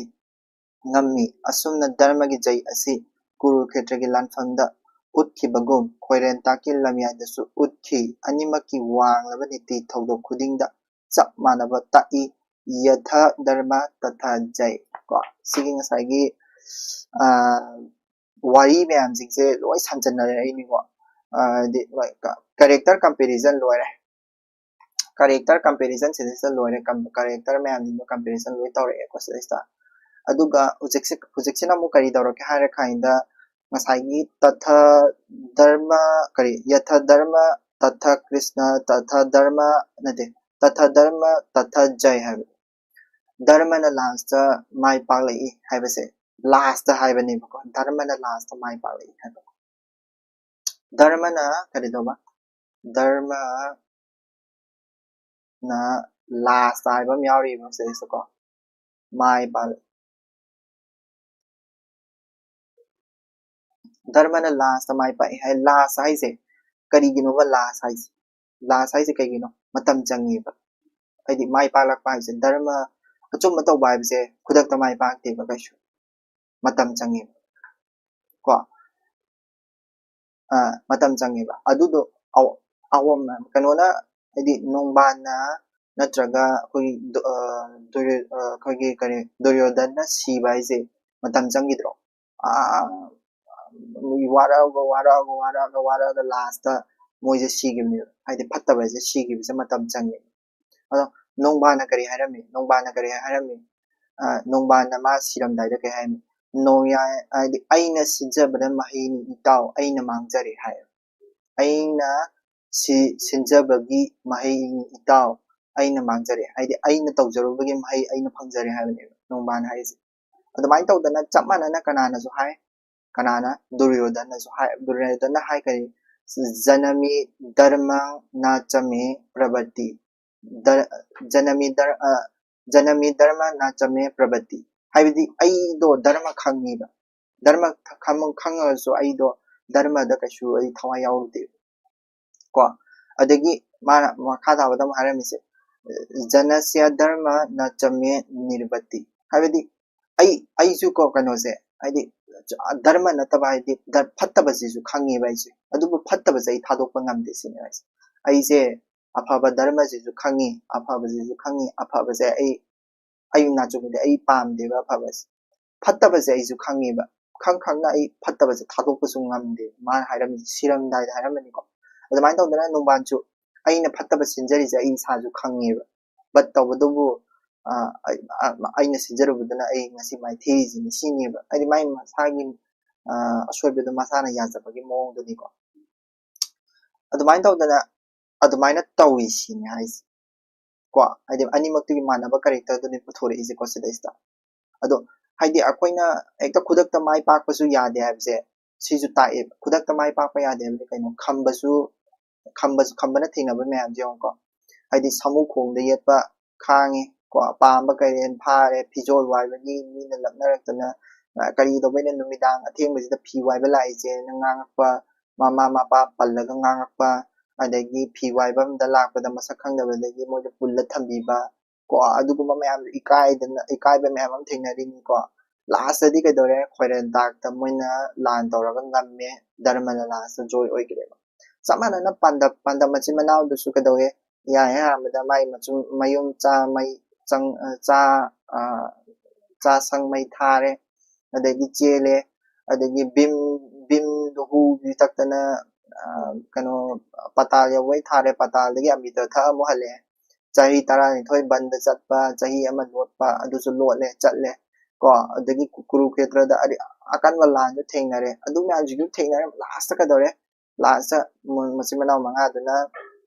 Duryodhan hatpa ngamye dharma na joy oire ko matam changi habane aduna akhoi miyoi ba hujik su dharma je leiri habane dharma je leiri khoi su id kai hai na awaba je lora kan da dharma je lakini awaba je lora kan da dharma haidi hujik kali yuk sida ko achumba chatpagi achumba lambi haidi akhoi gi respect hai tare ko achumba chapa leitre haibse haiman ba thokani ba khangba ko haidi achumba chatpa haise leiri ba ado leiri aw haidi achumba chapa se leiri haisi gi meaning je mana proof che kamai tor ke ha ka da Mahabharata taba matam da mi myam je kappe ba kai gi no kappi je Duryodhan na koi gi haidi kaino toraga phatta thawak se loi toraga alung ngam khalak pa leidane kaino mana cha sang mai thabi bidu ma adu su mana success oi ni natra si haude ha ba khatane khai do adagi kaino du su kari kari kari chawbor ha ba kaino chawbor sana satrang na chawbor ka adu sana ba matam su mana ngami ni natra adu mai ngam ko tam da kappe ba koi songning ne ba ko dharma na mai thiradra na khalle ba dubu tabu last di mai pak le ba adu mai taw da na koi su Khamba je da minung chi phaubi Khamba je ngangbi ba chaibi ba mayam ko samukhong neinaba chingkhubana masu usit thoidana ngangbiba dagi kai haini nongban ko last di kadawe nongban do maitiba pirakanda afaba phangi ko nokpa kappa sawningba mayam ama pulleba ko thoibina nongbando salak tawraga thamamba matamdasu akhoi harawe toibam sung thoibida loi chatlamdai matamdasu akhoi waayeba ko admaina feel ngasai feel tawbado admaina mi amana wari do tara kana feel tawbado admaina chap manana akhoi su phawidana ko admaina phawbanina akhoi da su kaidawi dharma je leiri si akhoi da akhoi lambi loina ma thingiba nate lambi mangiba nate ba akhoi miyoi basisu achumba tawsi ma haise ko hojiki kana ai bisana haise achumba tawsi Mahabharat Ramayan ka moirang kanglenor gi wari sidaisda tawase asumaina akhoi dharma se thadokumsi haiba pauta amasu mana masidaida pirammi ko machet amasu sidaisa aduduni ko mana sidaida pirammi sa yani ko sidaida hayeng mo makha kano tawase paragraph sinje tawase sibok sikatan tawase nuai nuai te haibirammu sidagidi ai ngamdre atopa sidagi ne hapsalakpadu ai ngamdre but tawdabu aina habiba saruk khara sida semdoni mayar hairo discussion tawse adu mark yam phangnana ko discussion tawrige manipuri dadi mark yam phamduni noi haisabadu so dum comment section da biro natraga telegram da direct message thabiro kanamta uroi telegram da message tharakpa matamda adum discussion tawse aina khangbadu su share tawjarake manipuri option ge oina ko noina khangbadu su share tawbiro aduduga tanase telegram da message tharo comment da thaningdrasu aduga share tawna se sigi wari je sumain tawni ai khangbadu su dum lige aduga noi khangbadu su dum liro manipuri option jidi sidai da dum correct tawbra se ko thank you so much ko tabi bagi